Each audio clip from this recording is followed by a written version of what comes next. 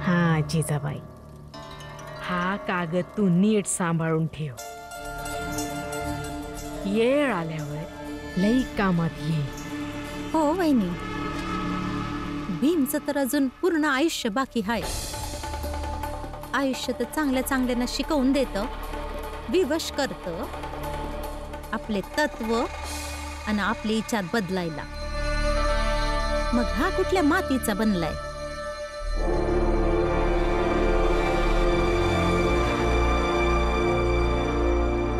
भीम काही वस्तू नाहीये, तो तुटून जाईल, फुटून जाईल. भीम एक योद्धा आहे. तो पूर्ण आयुष्य योद्ध्यासारखंच जगेल. जेव्हा बरोबर येळ येईल तेव्हा मी जिजाबाईला सांगेन.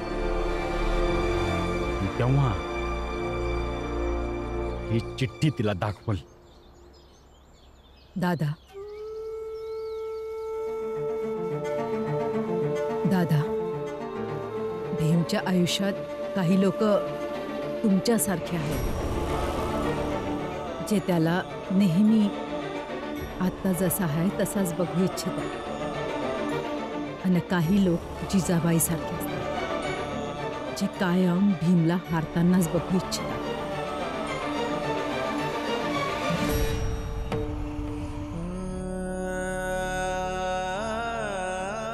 त्या दोघांच्या हातात तो कागद बघून असं वाटत होतं की जसं माझेच दोन भाग त्यांनी आपापल्या जवळ ठेवून घेतले.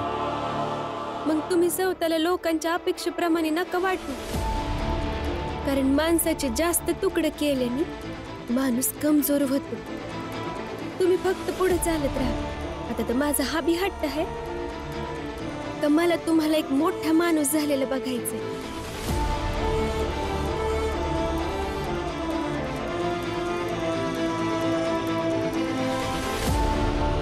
लक्ष्मी, तू कुठे गेली होती पोरी? ताई,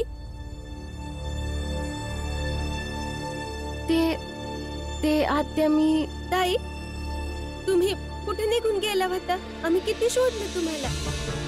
हा, घरातले समजे लोक काळजीत पडलेले. ते बाळाभाऊनी सांगितलं की त्यांच्या ओळखीत कोणीतरी माणूस आहे जो मला काम देऊ शकतो, म्हणून त्यांनाच भेटायला गेली होती. लक्ष्मी, जगातले बाकी लोक मेले होते का? की तू बाळाकडे मदत मागायला गेली होती? बाबा, हे शांत व्हा, चिडचिड करू नका. वहिनींना पण आता कामाची गरज आहे ना. आनंद भाऊची तब्येत कशी आपल्याला सगळ्यांना माहिती आहे. त्यांची तब्येत खराब आहे तर आपल्या सगळ्यांपेक्षा वहिनींना जास्त त्रास होणं साहजिकच आहे. असो वहिनी, काम मिळालं तुम्हाला?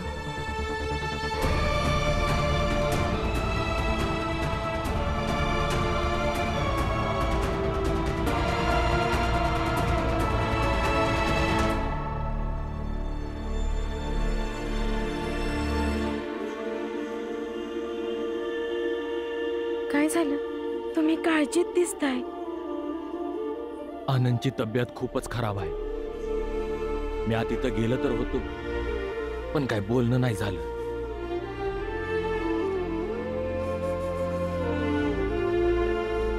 याचा अर्थ आनंद भाऊ नाही जाणार. मग तर लक्ष्मी पण नाही जाणार. मग आपण दोघं बी का जायचं? तुम्ही चिडचिड करू नका. तुम्हीच विचार करा ना, नवीन देश, नवीन लोक असतील आणि माहित नाही काय होईल तिथं. जर इंग्रज पण तुझ्या वाणी विचार करत असते ना, तर या देशामध्ये कधी झाले नसते. नवा देश, नवे लोक, पण त्यांनी भीतीला पळवलं आणि इथे येऊन राज्य केलं. तू पण तुझ्या भीतीला दूर कर. तिथं जाऊन राज्य करू. कुणी जावो अगर ना जावो, आपण दोघं जाणार आहोत हे नक्की आहे. आलं ध्यानी?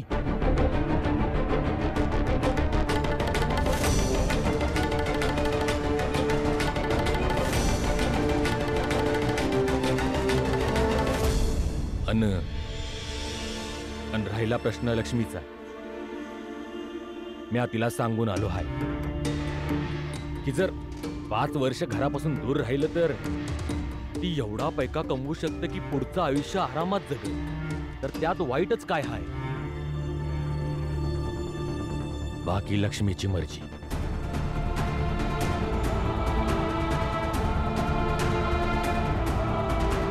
तुम्ही चहा घ्या.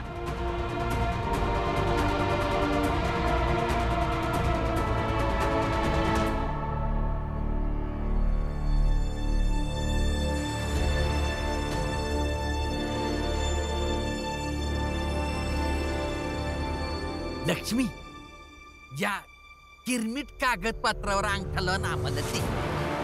आणायला राहू दे इथं. पैसे कमावून जावा येशील, समज ठीक होऊन जाईल. एवढं सोपं नाही हाय त्यांना सोडून जाणं. अगं लक्ष्मी, एवढा विचार करू नकास. आणि 5 वर्ष तर असंच निघून जातील. लक्ष्मीताई, जेवण तयार आहे, जेवायला या. लक्ष्मी, जा आणि आरामात विचार कर की काय करायचं. नुसतं एवढं लक्षात ठेव की आयुष्यात असल्या संधी सारख्या सारख्या येत नाही.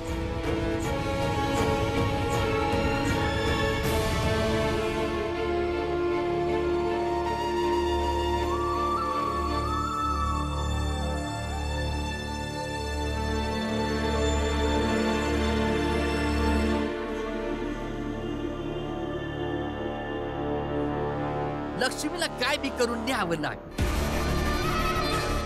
कारण भीमाच्या घरातले जेवढी लोक असतील भीमाची हार तेवढीच मोठी होईल. आणि काय माहित त्या भीमाच्या अहंकाराचा शेवट असेल लक्ष्मी, बाळा आणि बाळाच्या बायकोचा आपल्या समद्यासोबत मिळून गिरमिटिया मजूर बनून जाणं.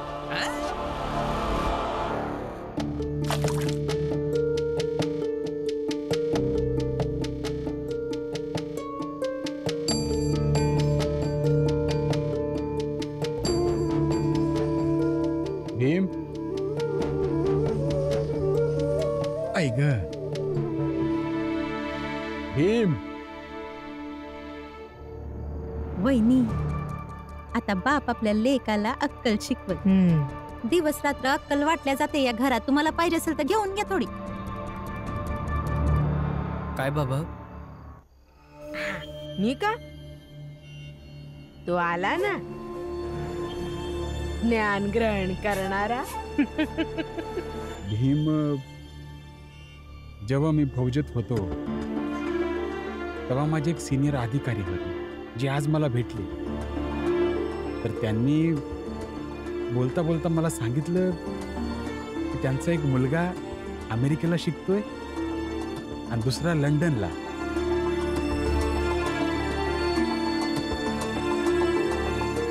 आणि त्यांनी मला मार्ग पण सांगितलाय की कसं कमी खर्चात अमेरिका किंवा लंडनला शिकता येऊ शकते.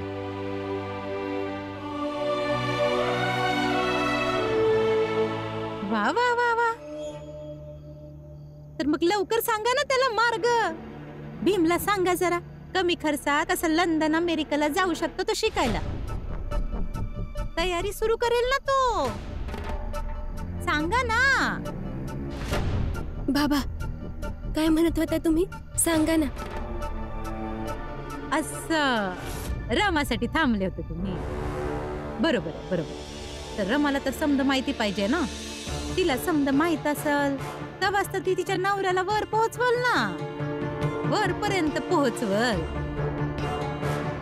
कसं आहे, बाकीच्या बायका आपल्या नवऱ्यांना सोबत घेऊन त्यांचा विकास करतात, पण आपली रमा हट्ट करून विकास करल नवऱ्याचा.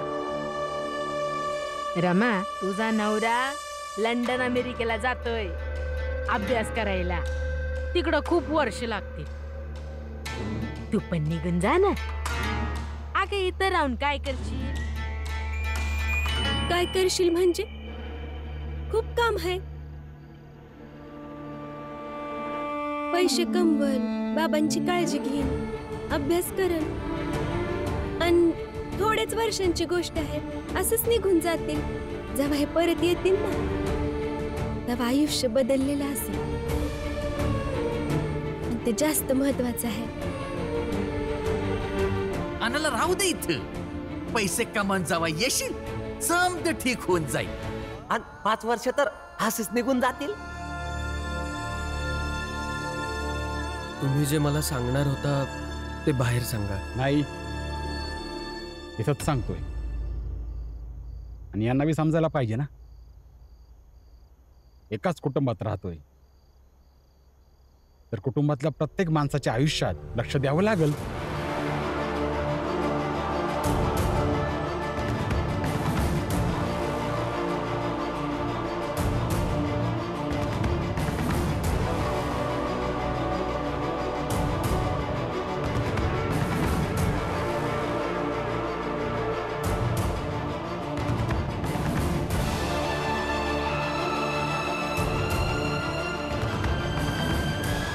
जर रमा एकटी राहू शकते चांगल्या भविष्यासाठी, वर्तमानात असं पाऊल उचलू शकते, तर मी का नाही? मला सुद्धा उचलायला पाहिजे.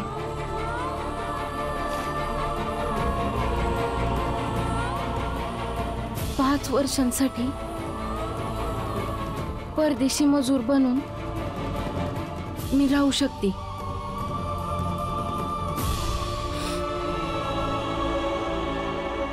मी जाईल.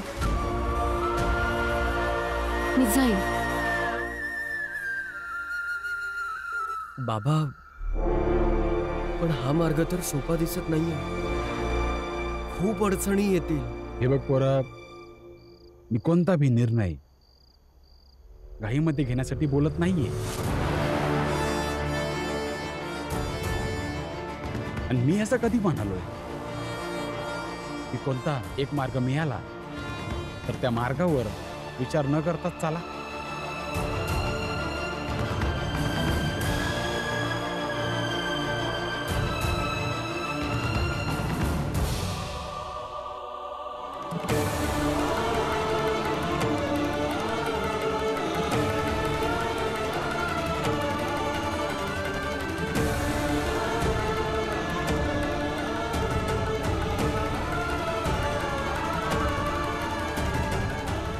बनल मी परदेशी मजूर.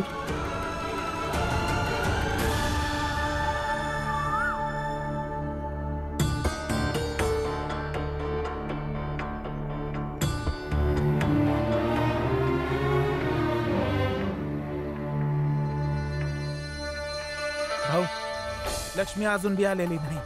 येणार आहे का नाही आपल्या संगत? अरे थोडी तरी वाढ बघ जनार्दन. ते हे बी तर नाही म्हणाली की आपल्या समध्यांसोबत नाही येणार. मी जाईल.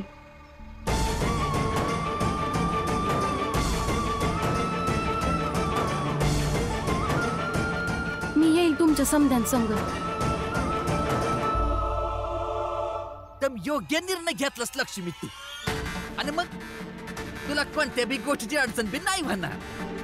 आणि 5 वर्षानंतर काम करून आपण जेव्हा इथं येऊ तर आनंदला जरी राग आला तर आम्ही समजावू त्याला. अगं 5 वर्षात एवढा पैसा कमावशील का राग तर असा संपून जाईल.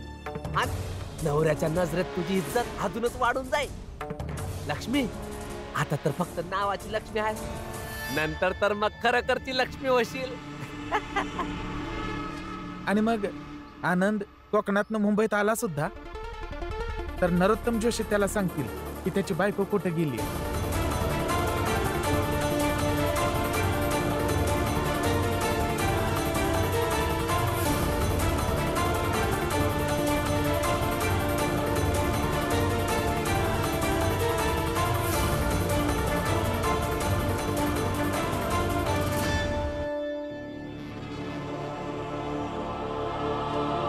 हितेश भाऊ चपलेला पण आत्ताच तुट. हितेश भाऊ कुठे गेले?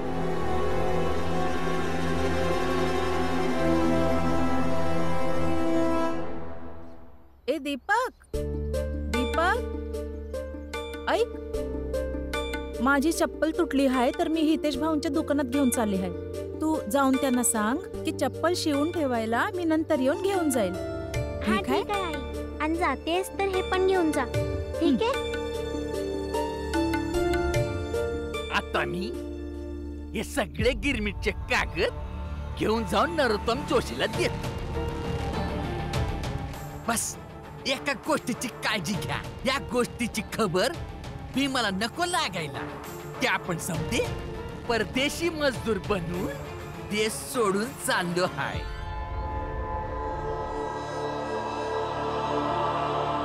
परदेशी मजदूर? तुम्ही सगळे हे भीमदादापासून लपवत आहे? आणि लक्ष्मीताई तुम्ही सुद्धा? काय दीपक, तुला काय माहित आहे रे? हा? ये इकडे ये, मी तुला समजावतो. इकडे इकडे ये. सगळे समजतंय. तुम्ही सगळे हे भीमदादापासून लपवून करताय आणि तुम्ही परदेशी मजूर बनून आपला देश सोडून जायचं बघताय आणि हे चुकीचं आहे. तुला लय माहित आहे काय चुकीचं आहे काय बरोबर आहे? हा, तू समद्यांमध्ये हुशार आहे का इथं? सगळ्यांपेक्षा हुशार नाहीये मी, पण हे माहितीये जी गोष्ट भीमदादापासून लपवून कराल ती चुकीची असेल. ए, तुला गिरमिटी या मजदुरांबद्दल काय माहितीये? नाही माहिती तर जाऊन भीमदादाला विचारतो. हे ऐक, तू कुठं नाही जाणार. जाऊन भीमदादाला सगळं सांगेन. अरे पकडा त्याला. भीमदादा, दीपक, भीमदादा, दीपक, भीमदादा, काय झालं दीपक? भीमदादाला सांगणार. भीमदादा, भीमदादा, भीमदादा. काय झालं दीपक? हे लोक तुमच्या विरुद्ध एक कट रचतायत. षडयंत्र?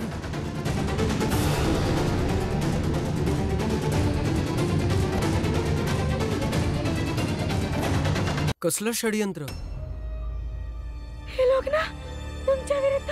दीपकची आई, दीपकची आई, दीपकची आई.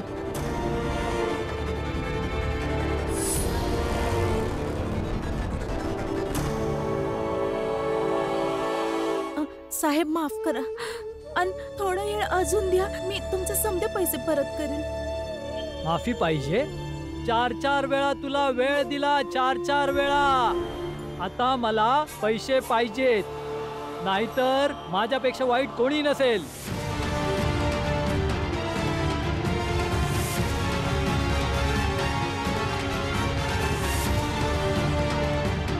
हे बघा, आधी तर तुम्ही एका स्त्री सोबत अशा प्रकारे उद्धटपणे बोलू नका. हो, तुम्ही माझ्या आई सोबत असं नाही बोलू शकत. असं कसं बोलू शकतो?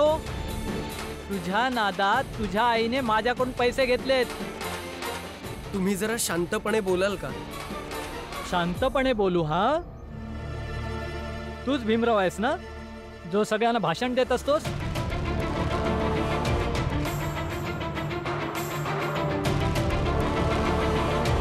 अरे, या बाईने पैसे घेण्याआधी मला सांगितलं की माझ्या मुलाला शिकवायचंय, त्यासाठी मला थोडे पैसे उधार पाहिजेत. हा, आणि हा याला तुला बघून शिकायचं आहे. अरे, तू तर सगळ्यांचीच वाट लावायला बसलायस. वाट लावायला? शिकणं म्हणजे वाट लावून घेणं कधीही होऊ शकत नाही. लिहून वाचूनच माणूस आयुष्यात प्रगती करू शकतो. ज्ञान नको, ज्ञान नको. मी इथे पैसे घ्यायला आलोय आणि मी पैसे घेऊन जाणार आहे.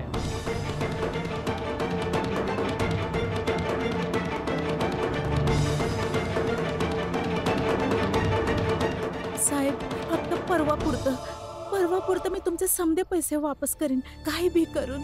जर परवा पैसे नाही दिले ना, तर तुला उचलून घेऊन जाईन इथून.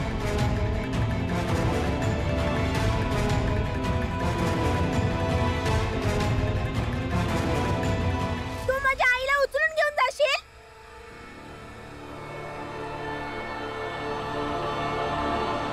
थांब, तुझं डोकं फोडतो. दीपक, दीपक, दीपक, दीपक.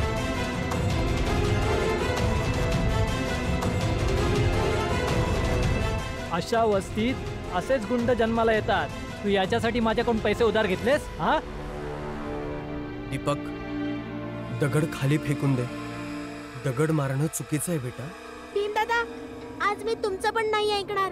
शेवटचं सांगतोय, निघून जा, नाहीतर तुझं डोकं फोडेन. दीपक, दगड फेकून टाक.